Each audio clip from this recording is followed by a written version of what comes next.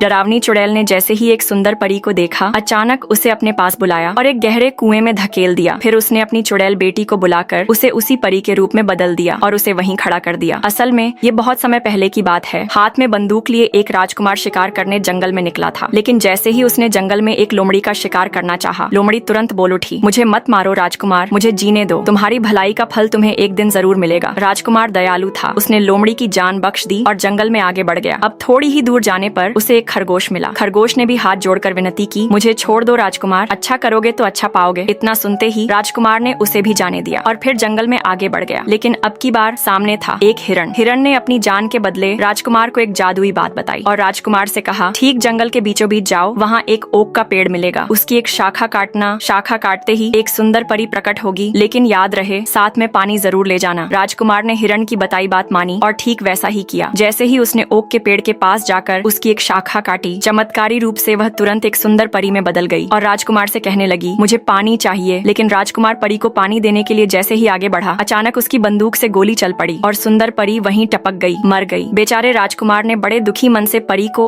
अपनी बाहों में उठाया, उसे घर ले गया और दफना दिया। फिर उसका दुख मनाने लगा। अब कुछ समय तक राजा महल में सुंदर परी की याद में हैंड जॉब करता रहा, लेकिन फिर वही राजकुमार फिर से शिकार पर निकल पड़ा। जंगल में इस बार उसे फिर वही लोमड़ी मिली। लोमड़ी ने भी उसे दोबारा वही बात समझाई, ओक के पेड़ की दूसरी शाखा काटो, लेकिन पानी साथ जरूर ले जाना। लेकिन इस बार तो राजकुमार के सिर में दिमाग की जगह बवासीर था, इसलिए तो वो पानी की जगह शराब ले गया और सोचा यही पिला देंगे, काम हो जाएगा। जैसे ही दूसरी परी प्रकट हुई, पीने के लिए पानी मांगने लगी। राजकुमार ने उसे शराब पिला दी। बेचारी दूसरी परी भी स्वाहा हो गई। अब के बार भी राजकुमार ने सुंदर परी को उठाया और पहली परी के पास ही दफना दिया और उसका भी दुख मनाने लगा। कुछ दिन बीते ही थे कि राजा के दिमाग में फिर से शिकार करने की खलबली मची, लेकिन इस बार जंगल में उसे वही छोटा पर छंट खरगोश मिला। खरगोश जानता था राजकुमार के सिर में दिमाग नहीं बवासीर है, कहीं आखिरी बची परी को भी न टपका दे। इसलिए उसने खुद राजा के साथ चलने का फैसला किया और राजकुमार को बारी बारी से सब कुछ समझाता रहा। अब राजकुमार ने तीसरी और आखिरी पेड़ की शाखा काटी। तुरंत एक सुंदर परी प्रकट हुई और तुरंत पानी पीने की इच्छा जताई, लेकिन इससे पहले वह परी भी टपकती। उन्होंने सफलता पूर्वक परी को पानी पिलाया और इस बार परी की जान बच गई और आजाद हो गई। परी ने झुककर राजा को धन्यवाद कहने का स्वांग रचाया और आखिर में राजकुमार ने बीच में खरगोश को बिठाया और आगे का प्रोसेस रचाया और सुंदर परी को और भी ज्यादा सुंदर बनाया।